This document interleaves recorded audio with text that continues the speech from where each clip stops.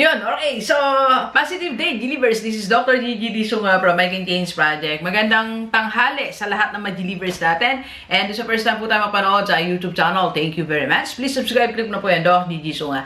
And sa lahat ng gusto magpa-coach sa atin, online or personal, and if you want to start, advertise, or improve your business, and if you need speaker for seminars and training, message ka lang, 0939-525-4311, or sa aking FB page, Dr. Gigi Sunga. Okay, so, Happy Hearts Day pa rin, no? Nagpalit lang tayo ng damit.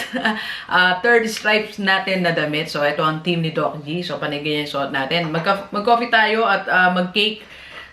Cake tayo ngayon kasi Hearts Day eh. So, yun. Alright, so may isang tanong kasi na nagtatanong, nagpupumilit na tanungin ako. Okay? So, kung daw bang merong opportunity, mag-a-abroad daw ba ako? Alright, for example, may nag-offer daw sa akin, willing daw ba akong iwanan what I have right now in the Philippines at ako'y magtrabaho sa abroad? And this is my answer, okay? So, bago tayo sumagot, magkape muna tayo. Kinakabahan ako sa sagot ko eh. Kasi yung sagot ko, pwede siyang mangyari, okay? Kaya, yusin natin sagot natin, Doc. Magkape tayo. Sarap ng coffee, okay? So, mamaya na yung cake, okay? So, kung meron bang opportunity or chance, magtatrabaho ba ako abroad? Okay? Knowing that kung paano advice ko sa mga OFW, kung paano kong tingnan ng buhay dito, what I have right now in the Philippines, ano ang aking sagot? Ito po ang aking sagot. Ang aking sagot, given the opportunity to work abroad ng gusto kong condition, I will go there. Okay? Doc, magtatrabaho ko sa abroad? Iwanan mo itong lahat what you have right now? Yes. Okay? So, kung may opportunity na magtrabaho sa abroad, I'll go there. Alright? So, kinakabahan nanay ko, narinig niya po. Happy Hearts Day na. Sa lahat mga Givers natin, Happy Hearts Day bago tayo magtuloy. Sa lahat sa inyo, kapatiran, Happy Hearts Day, Givers, and to all of you, sa lahat ng mga tumutulong sa atin, nagpapasaya to may happiness, Happy Hearts Day sa inyong lahat. Okay, alright, so, Doc, gaano ka-serious ang sinasabi mo? I'm serious, okay? So, kung may opportunity na mag-abroad tayo, I'll go for it. For 6 reasons. 6 reasons, okay?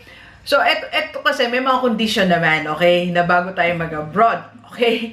So, mag-abroad tayo, wala naman tayong, unang-una, wala tayong bansa na in particular na pinipili. Though may preferred country ako, so like Canada, Australia, yan.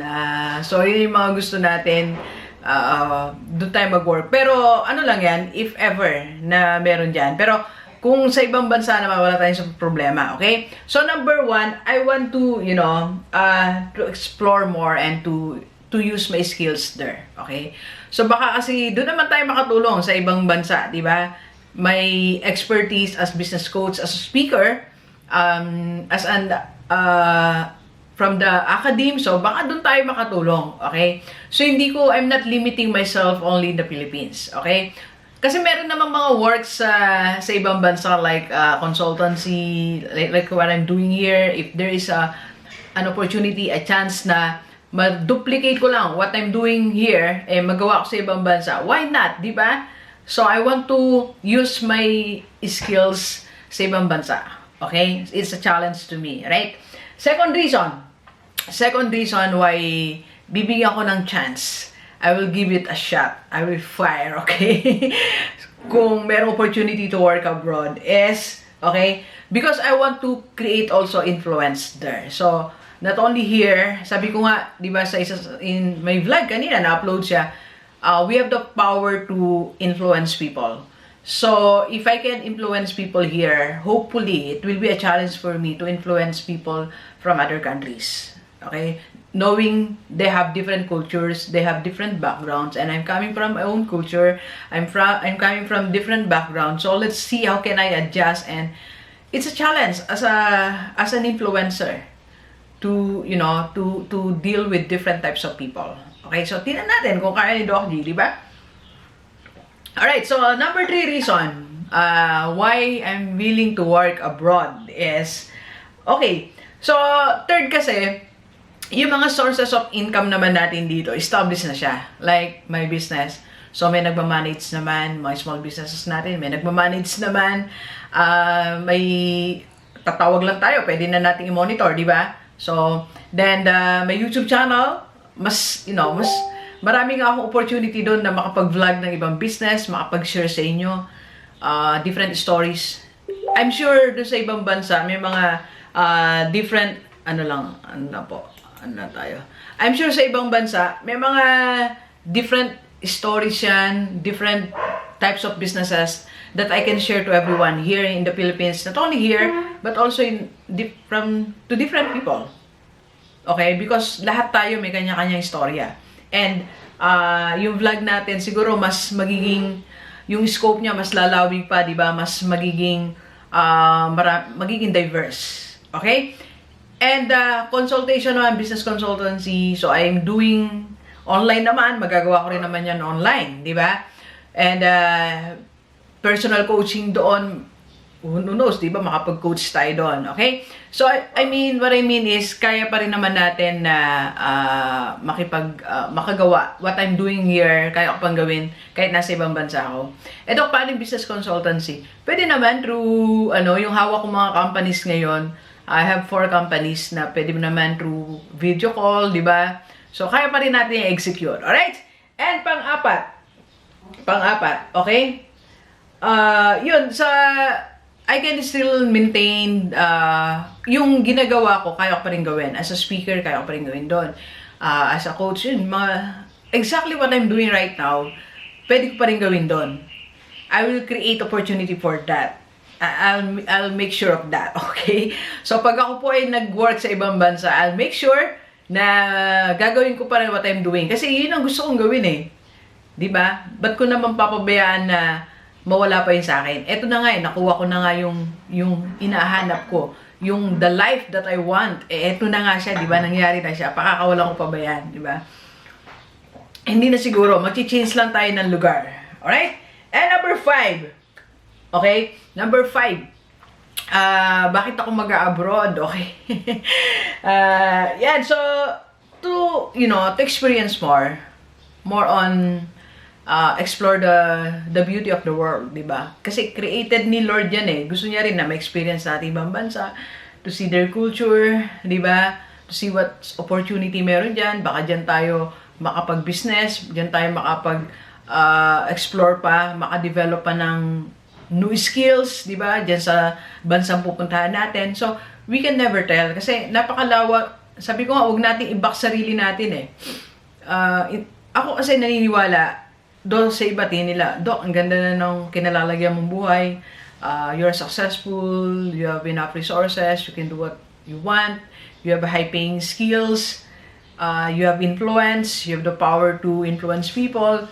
Pero ako naniniwala, this is not yet my final destination. Okay?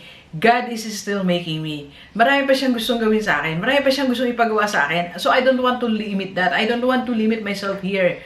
Ayoko nang, Lord, ito na, tama na. I don't like that. I'm allowing God to work on myself, on me. Kasi workmanship na ako eh. So, inuulman niya pa ako. So, okay, sabi niya, okay, pwede ka, temporary dyan, pero dadalhin pa kita dito. O medyo isi-shape pa natin yung career mo. Medyo i-refine pa natin konti. So, marami pa siyang retouch gagawin. I-retouch pa tayo ni Lord eh. Hindi pa tayo final. This is not yet the final destination of Doc G. Okay? Alright, so, number 6. Okay? Na-excite ako. Actually, ngayon, na-excite ako eh. Na-excite ako na makapunta sa ibang lugar na hindi ko pa napupuntahan. Na-excite ako to discover more myself. Baka meron pa akong hindi na-discover. Na-excite ako na ma-experience yung ibang blessing pa ni Lord sa buhay ko. Na-excite ako sa bagong tao na mamimit ko. Na-excite ako sa bagong lugar na makikita ko. Well, alam nyo, feeling ko ngayon parang paalis na ako. Feeling ko parang mangyayari siya eh. Di ba? So given the chance, I'll work abroad. So, if I'll be asking you the same question na tinanong sa akin na sinagot ko, if there's an opportunity, alis ka ba? Okay? So, alis ka lang kung okay ang family mo, maayos ang relationship nyo, maayos ang source mo, you have this noble reason, and you will not be working there forever. Ako kasi kung, if you'll be asking me, mga 3 years lang, doon 5 years, then I'll come back here. So, ganun ang plan. Okay? So, you can work abroad to use your skills there, to to create your influence there, okay? And yun nga, make sure you establish lang mga sources mo dito, maayos ang family mo. Kung kulang na may sources mo dito, make sure sa pupuntahan mo establish a steady source of income, okay?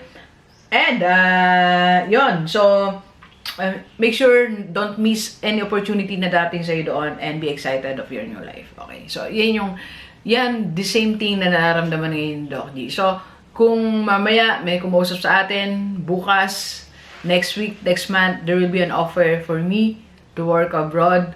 So, I want to give it a try, okay? Basta, hindi lang tayo lalayo sa mga, siyempre, pipili naman tayo ng work natin, consultancy, coach, speaker, something like that. So, hindi na lalayo what we are doing right now, okay? Alright, so kung, Doc, ako ba, mag-abroad ako, depende yan sa situation, I can't answer that, okay? Pero kung gusto mong magtanong, I can be your coach, I can be your mentor, message ka lang, okay? Alright, so please share this video sa lahat ng mga kaibigan natin, kahit OFW o dito sa Pilipinas, para sama-sama tayong mabago at mula nating buhay. Thank you very much, Universe. Enjoy the rest of the day and let's go, let's go!